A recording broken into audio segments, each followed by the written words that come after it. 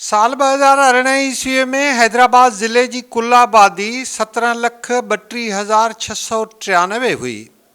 2018 ईस्वी जी general election दौरान ज़िले जे 3 क़ौमी ऐं 6 सूबाई तकनि लाइ वोटरनि जो अंग 10,49,586 हो, जिन में 6,52,869 मर्द ऐं 5,51,167 औरत वोटर्स हुयूं। हिन वक़्तु हैदराबाद ज़िले जी कुल आबादी 20,12,000 आहे, जॾहिं त ज़िले जे 3 क़ौमी ऐं 6 सूबाई तकनि लाइ कुल वोटरनि जो अंग 12,25,147 आहे, जिन में मर्द वोटरनि जो तइदादु 6,62,713 ऐं औरत वोटर 5,62,234 आहिनि।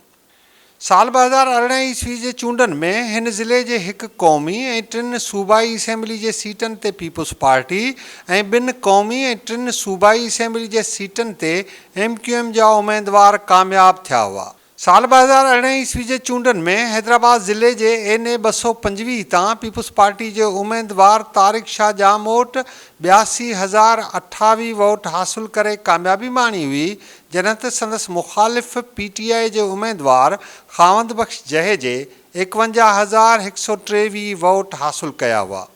2024 ईस्वी जे इलेक्शन में ही तक NA 218 थी वियो आहे।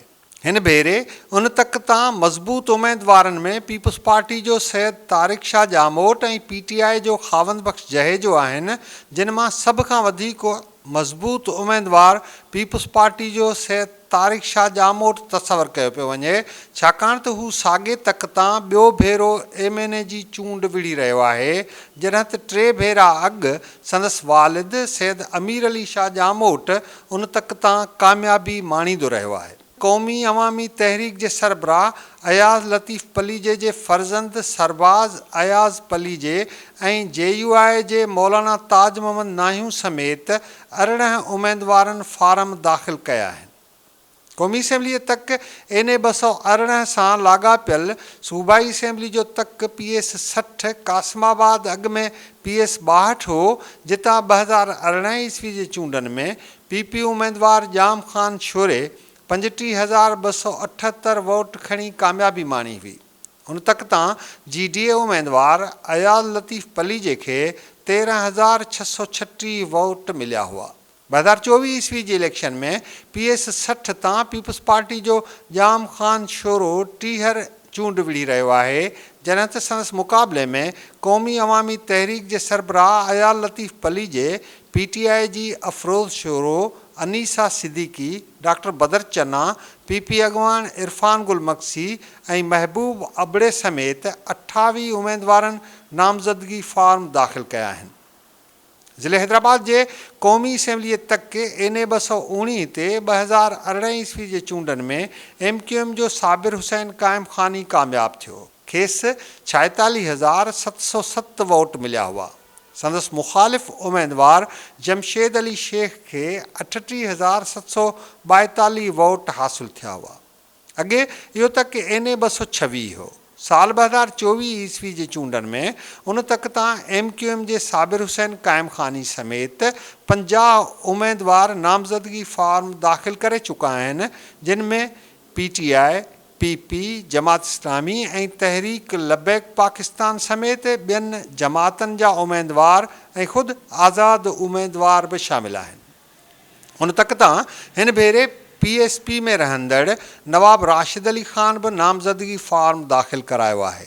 इम्कान आहे त नवाब राशिद अली ख़ान खे बि MQM पारां टिकट ॾिनी वेंदी, पर अञा ताईं कंहिं बि जमात पंहिंजे हतमी उम्मीदवार जो ऐलान न कयो आहे। क़ौमी असेंबली जे तक NA 219 सां लाॻापियल PS 62, जेको 2018 ईस्वी जे चूंडनि में PS 64 हो, तंहिंतां पीपुल्स पार्टी जे अब्दुल जब्बार ख़ान 21,896 वोट हासिल करे कामयाबी माणी हुई, जॾहिं त संदसि मुख़ालिफ़ उम्मीदवार MQM जे मोहम्मद यूनिस खे 18,292 वोट मिलिया हुआ।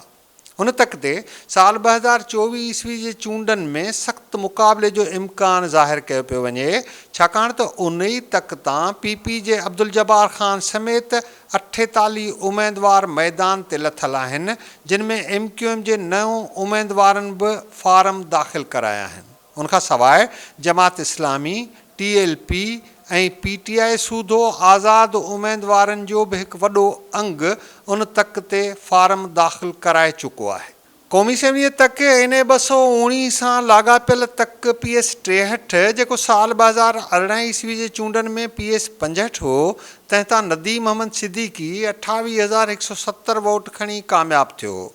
संदसि मुख़ालिफ़ उमेदवार PTI जे मुस्तनसर बिल्ला खे 21,355 वोट हासिलु थिया हुआ। हिन वक़्तु बि PTI जे मुस्तनसर बिल्ला समेत 59 उमेदवारनि पंहिंजा नामज़दगी फार्म दाख़िल कराया आहिनि, जिन में MQM जो सुहेल मशहदी, सैयद शहबाज़ अली ऐं कामरान शफ़ीक़ समेत 13 उमेदवार शामिल आहिनि। पीपुल्स पार्टी, TLP ऐं जमात इस्लामी सूधो ॿियनि जमातनि ऐं आज़ाद उमेदवारनि जो वॾो अंग बि हिक ॿिए जे आम्हूं साम्हूं बीठल आहे, पर कंहिं बि जमात अञा ताईं पंहिंजे हतमी उमेदवार जो ऐलान न कयो आहे। हैदराबाद ज़िले जे क़ौमी असेंबलीअ तक NA 220 ते 2018 ईस्वी जे चूंडनि में MQM जो सलाहदीन कामयाबु थियो हो। खेसि 52,056 वोट मिलिया हुआ। संदसि मुख़ालिफ़ PTI जे उमेदवार Q मोहम्मद हाकिम 41,548 वोट हासिलु कया हुआ। साल 2018 ईस्वी जे चूंडनि में इहो तक NA 227 हो। हिन भेरे उन तक ते सख़्त मुक़ाबले जो इम्कान ज़ाहिर कयो पियो वञे, छाकाणि त उन तक ते MQM जे सलाहदीन समेत 46 उमेदवारनि पंहिंजा नामज़दगी फार्म दाख़िल कया आहिनि। उन तक ते असुल मुक़ाबलो MQM ऐं जमीयत उलमाए पाकिस्तान जे साहिबज़ादा अबुल ख़ैर मोहम्मद ज़ुबैर विच में थियण जो इम्कान आहे, जॾहिं त अॻूणे वफ़ाक़ी वज़ीर मीर अली अहमद ख़ान टालपुर जे फ़र्ज़ंद मीर हैदर अली ख़ान टालपुर बि नामज़दगी फार्म दाख़िल करायो आहे। इम्कान आहे त मीर हैदर खे पीपुल्स पार्टी टिकेट ॾेई पंहिंजे उमेदवार तौरु साम्हूं आणे, पर पीपुल्स पार्टी अॻवान मुख़्तियार अहमद उर्फ़ आजिज़ धामरा समेत ॿिया PP अॻवान बि उन सीट ते पंहिंजो फार्म दाख़िल कराए चुका आहिनि। क़ौमी असेंबलीअ तक NA 220 सां लाॻापियल PS 64 ते 71 उमेदवारनि नामज़दगी फार्म दाख़िल कया आहिनि, जिन में MQM जे सैयद वसीम हुसैन, मोहम्मद राशिद खिलजी ऐं मोहम्मद दिलावर कुरैशी समेत 21 उमेदवार शामिल आहिनि। उनखां सवाइ PP, PTI, TLP, JUI, JUP ऐं ॿियनि जमातनि जा उमेदवार बि शामिल आहिनि। साल 2018 ईस्वी जी चूंडनि में इहो तक PS 66 हो। उन तक तां MQM जे मोहम्मद राशिद खिलजी 27,491 वोट खणी कामयाबी माणी हुई, जॾहिं त PTI जे अज़हर मोहम्मद शेख खे 19,680 वोट हासिलु थिया हुआ। उन तक ते हिन भेरे बि PTI ऐं MQM जे उमेदवारनि विच में मुक़ाबले जो इम्कान ज़ाहिर कयो पियो वञे। क़ौमी असेंबलीअ तक NA 220 सां लाॻापियल PS 65 जेको साल 2018 ईस्वी जे चूंडनि में PS 67 हो, तंहिं तां MQM जे नासिर हुसैन कुरैशी 22,563 वोट खणी कामयाबी माणी हुई। उन तक तां PTI जे उमेद अली जूणे जे 13,403 वोट हासिलु कया हुआ। हिन भेरे उन तक ते MQM जे मोहम्मद उमर कुरैशी, मोहम्मद ज़मा कुरैशी, नासिर हुसैन कुरैशी समेत 11 उमेदवारनि नामज़दगी फार्म दाख़िल कया आहिनि, जॾहिं त Peoples Party, PTI, JUI, JUP, Jamaat Islami ऐं TLP समेत 63 उमेदवारनि जा नामज़दगी फार्म दाख़िल थियल आहिनि, जिन में आज़ाद उमेदवारनि जो बि हिकु वॾो अंग शामिल आहे। उन तक तां बि कंहिं जमात पंहिंजे हतमी उमेदवार जो अञा ताईं को बि फ़ैसिलो न कयो आहे, उन करे अञा ताईं सूरत हाल ॿुॾतर वारी आहे। नून लीग जे साहिबज़ादा शबीर हसन अंसारी बि उन ई तक तां नामज़दगी फार्म दाख़िल करायो आहे। हू हिकु भेरो उन तक तां नून लीग जे प्लेटफॉर्म तां कामयाबी हासिलु करे चुको आहे। इन्हनि चूंडनि में बि हैदराबाद जे इन्हनि तकनि ते सख़्त मुक़ाबले जो इम्कान ज़ाहिर कयो पियो वञे।